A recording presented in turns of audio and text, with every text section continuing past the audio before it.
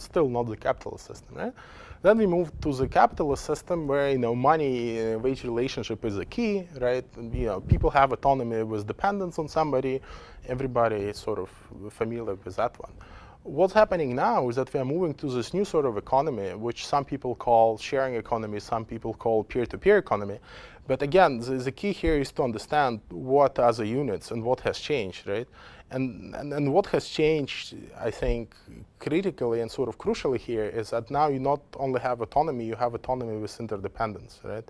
It's not that you depend on a state or you depend on your employer, you depend on many, many smaller players in your social network, right? And you all depend on each other, sort of, you interact. So sort of that bigger structure disappeared. And again, it's it's a graph over which again we can argue for a very long, it's a table over which we can argue for a long time. But the key again here to understand this type of exchange, the second column, right? If with gift economy it was reciprocity, then it moved on to coercion with the kingdoms, then it moved on to the wage relationship. Now it's peer production. Right? It's people doing things. Well, I'm tempted to say for free, but it's for free if you think about it in a monetary way, and that's the wrong way to think about it. Right? People are doing things because they're compensated otherwise, emotionally, intellectually, relatively to other people or somehow else, right? So I wouldn't qualify it as people doing stuff for free, right? Again, something also to keep in mind.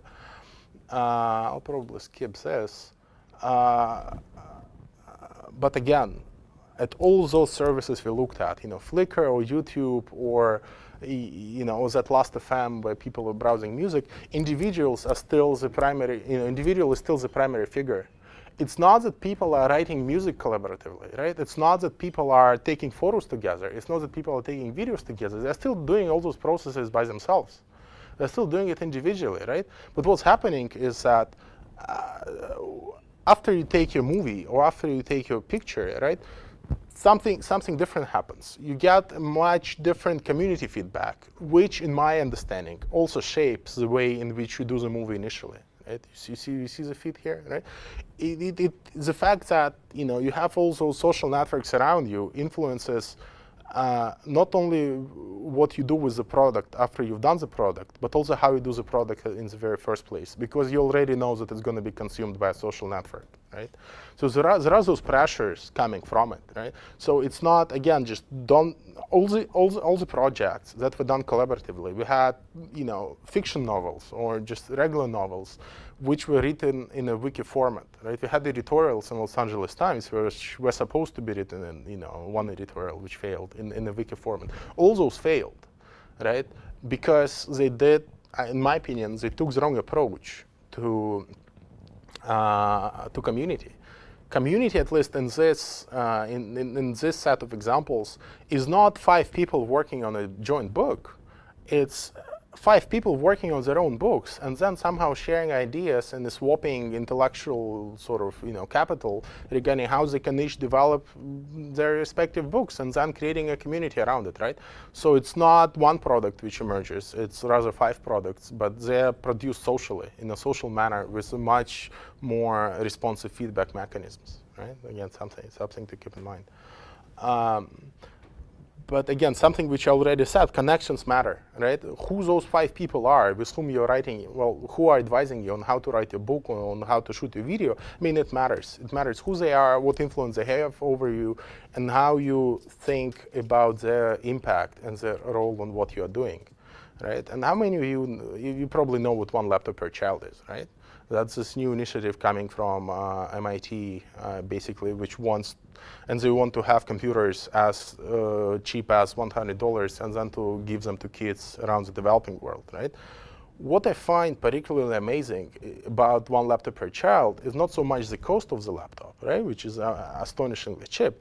It's the fact that all of them have a special wireless connection, right? And they're all connected to each other. right? So when you bring those laptops to an African village, right, and you have a boy sitting in one village and then another boy or girl sitting in the next village, they can communicate with each other even without the internet, because there is a special GPS, or I don't know what sort of systems they're using, built in the laptop, right? So those people would be growing up already wired, even without the internet. They would be connected to their immediate peers in the next village. And this is very important to understand. Those kids, you think about people in the West who already all on the social networks, they have probably accounts on 5.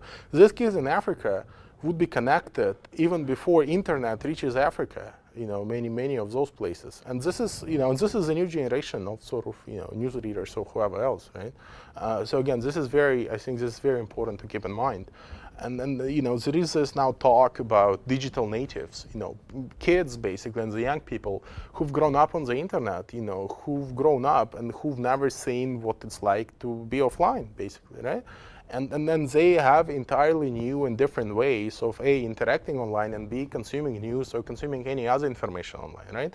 I just encourage you to just go and check it out. There is a project now at Harvard, between Harvard and the University of St. Gallen, which is actually studying how those young people are gonna interact online. But what surprised me is that Reuters released a survey actually this week on Monday, and they actually looked at how young people interact with technology, right? And I just go check it out. But young people don't even understand they're using technology. For them, there is like no distinction. It's like, like when you use a phone, you probably don't think about the impact that phones had on your life, right? Like you just pick a phone, or how you use a water dispenser or something of that sort. That's how young people interact with technology. You see, young people don't see tech as a separate entity. It's an organic part of their lives, right? It's like water or something else. So only 16% use terms like social networking, right? So for them, it's not something in addition to their online activities. That's their online activities, that's social networking. You see, 84% of them don't even recognize that they are doing some social networking online, right? While in fact they are, because they take it as given.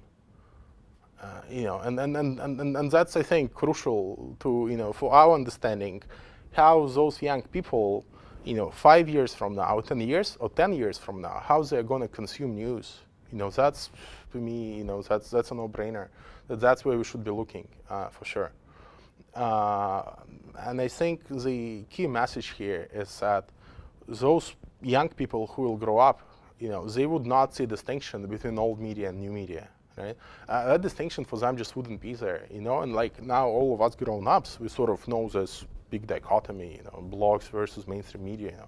We have old media with centralized mediation. You see institutional control, editing, publishing, broadcasting. You see those guys with sort of broadcasting at those two poor people. Somebody ran away, probably, depressed. He watched too much Fox News, I don't know. And then you have new media, we have distributed mediation, right? You have consumer control, syndication, all those things bloggers are proud about, right? And those people are happy, they're interacting with each other, they have social consumption, right? And they're all sort of interconnected in some funny manner, right? Wikis lead to blogs, blogs lead to forums, podcasts, blah, blah, blah. It's sort of very nice environment. But I think where we are moving is actually this graph.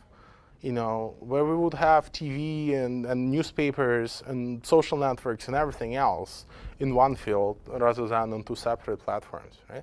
And that would be the social media, right? Which is probably what those young people are gonna consume and where they're gonna live.